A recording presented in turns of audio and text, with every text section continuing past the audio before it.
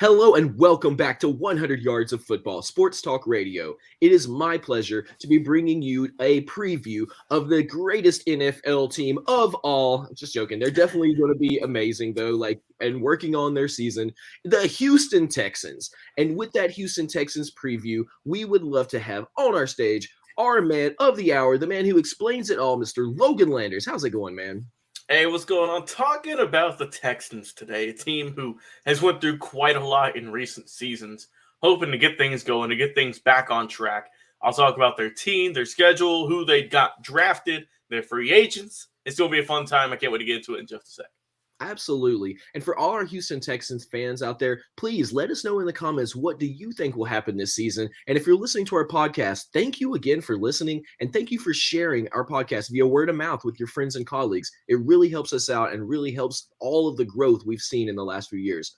Well, Mr. Logan Landers, we know the Houston Texans have had some ups and downs in the last few years, but we would love to see where they're going now, what kind of, extra oomph they might have from the coaching side to new players coming through, and where we think they may shake up. So tell us, what do we have to look forward to out of this season? Well, we've got a lot to look forward to. Last year, we know obviously was not a good year. They finished 4-13. You don't want to talk about that season much anymore, so we're not going to. On to 2022, on to the draft, on to who they got in free agency. And this is a team who lost a lot in their free agency. Of course, the big one, you traded Deshaun Watson. He went to the Cleveland Browns. He's gone. You've also lost Lonnie Johnson Jr., Justin Reed, Garon Christian, Jimmy Moreland, Vincent Taylor, Tyrod Taylor, Jordan Atkins, Jacob Martin, Terrence Mitchell, Eric Wilson, Jaleel Johnson, and as well as A.J. Moore and DeMarcus Walker. So you've lost a good bit of guys, but you've also gained some as well, in the likes of A.J. Cann, Steven Nelson, Jalen Reeves-Maybin, Marlon Mack, Andy Janovich, M.J. Stewart, Fabian Moreau, Isaac Yiadom, Chad Beebe, Rasheem Green, Kyle Allen, Derek Ogwembe. You've also got Blake Cashman, Scott Quisenberry. You got Jimmy Morrissey, AJ, and a few other guys as well, like Jimmy Morrissey, Mason Schreck. So you've lost some guys. You've lost, obviously, your big-name quarterback for the longest time. And so now you're in that season where you had Davis Mills last year. He's all right, but he's got to take a big step this year, I think, if this team wants any success. He's got to do a little bit better, knowing that this team is fully his now. Because, I mean, the quarterback room, you've got Kyle Allen behind him and Jeff Driscoll, a bunch of vets, right? It's a bunch of veterans. So I think the coach and everyone knows, offensive coordinator, the fans, if Davis Mills ain't looking too good, they're not going to be afraid to pull him. Of course, new head coach Lovie Smith, we'll see how he can do. We all know he's very defensive-minded, and that was very heavy in the draft. Looking at this team, looking at their depth chart, who all they drafted, we'll start on defense first, switch things up here. You got Tavir Thomas, their new draftees. You've got Jalen Petrie at the safety position, and quarterback position, you've got Derek Stingley Jr. We'll see how those two gentlemen can do. I'm excited to see how they can be. Also, a new addition by way of the draft, you've got Christian Harris, the linebacker. And also filling in some of the spots, you've got Eric Murray, Steven Nelson, Garrett Wallow, Christian Kirksey, Jonathan Greenard, Malik Collins, Roy Lopez as well. And also looking at some other guys, you've got Thomas Booker, Damian Daniels, Jacoby Francis, Ross Blacklock. So it's an improving defense. I think the rookies are going to look really good. I think that they got to have big seasons. But like I said, these are the building blocks for the Texans to get back in contention, to making a name for themselves in the AFC South. So I think, like I said, I like the draftees so far, but that's how they did in college. We'll see how they can translate into the NFL, because we know it is a vastly different game, a lot faster, a lot stronger. So we'll see how they can adjust. And switching over to the offense, like I mentioned, you got Davis Mills at QB. Your running back core, you've got Rex Burkhead, Marlon Mack. You drafted Dameon Pierce from Florida. I like that pick there. And then look at the receivers. You got Nico Collins, Chris Conley, Philip Dorsett, Brandon Cooks, Chris Moore, and your brand new draftee from the University of Alabama, John Mechie III. So I think that was a big steal there. They needed a really good, talented wide receiver. They've been looking for that true kind of number one since they got rid of DeAndre Hopkins. And if Michi is everything he lived to in college, man, I think he could be that number one position at the wide receiver for the Texans. But like I said, we'll see what he can do. I expect big things from him, though, and he will definitely be that main target. Look at the offensive line. You got Laramie Tunzel, brand new draftee Kenyon Green, Justin Britt, AJ Can, who I mentioned, and then Titus Howard to boot, along with the tight ends of Brevin Jordan and Pharaoh Brown.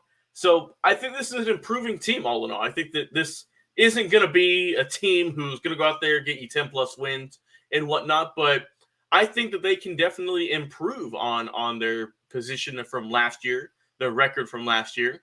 And let's take a look at their schedule, see who they're facing before I give my final thoughts on this team. Week 1, you've got the Colts. That's going to be a tough one. Week 2, the Broncos. Week number 3, the Bears. Week 4, the Chargers. Week 5, the Jaguars. Week 6, enjoy yourself. You are off. Come back week 7 against the Raiders. Week 8, you have the Tennessee Titans. Week number 9, the Philadelphia Eagles. Week 10, the New York Giants. Week 11, the Commanders. 12, you have the Dolphins. 13, the Cleveland Browns. 14, the Dallas Cowboys. 15, the Kansas City Chiefs. 16, the Titans once more time. 17, the Jaguars. And then week 18, once again, the Colts. That's a tough schedule for a team who is looking to rebuild, get things rolling. And I think that when you look at the AFC South, I think that, obviously the Colts are looking really good. The Titans are probably going to be the top team. Both those two teams are going to be battling out for 1 and 2. The Jaguars have made a ton of acquisitions and free agents this year. I think they could take another leap. And unfortunately, I think this means for the Texans, they're going to be battling out for that 3rd, 4th spot with the Jaguars in the AFC South. I think it's going to be another losing season, unfortunate. But look out for the rookies. See how Davis Mills can continue to progress. And look at the positive side of things. Well, we all look at the negative stuff. Let's look at some positives. The brand new rookies, the new head coach. And I think they're going to bring a new aspect, a new toughness to this team potentially. And like I said, I don't expect the Texans to win a ton of games, but I do expect them to show some improvement, especially on defense.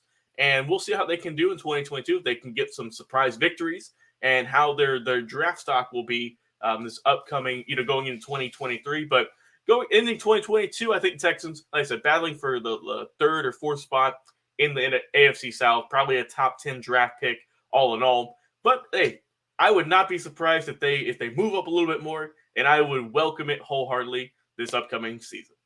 Yeah, same here. First off, we love some football in Texas. That is a given. Houston is an amazing place to be playing.